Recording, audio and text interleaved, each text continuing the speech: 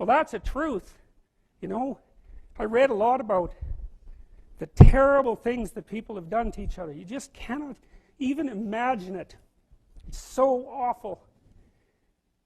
So you don't want to be someone like that. Now, do you have a reason to be? Yes.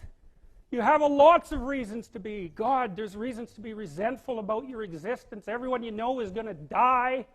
You know, you too.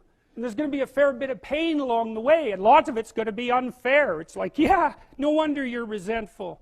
It's like, act it out and see what happens. You make everything you're complaining about infinitely worse.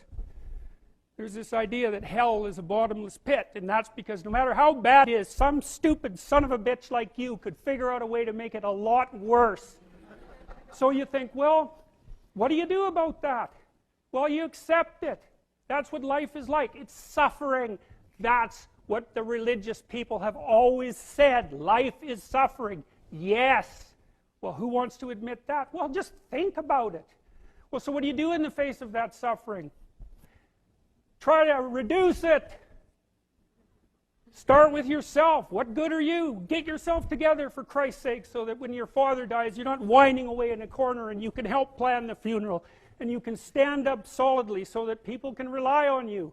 That's better. Don't be a damn victim. Of course you're a victim. Jesus, obviously. Put yourself together. And then maybe if you put yourself together, you know how to do that. You know what's wrong with you, if you'll admit it. You know there's a few things you could like polish up a little bit, that you might even be able to manage in your insufficient present condition. And so you might shine yourself up a little bit, and then your eyes will be a little more open, and then you can shine yourself up a little bit more, and then maybe you could bring your family together instead of having them be the hateful, spiteful, neurotic, infighting batch that you're like doomed to spend Christmas with.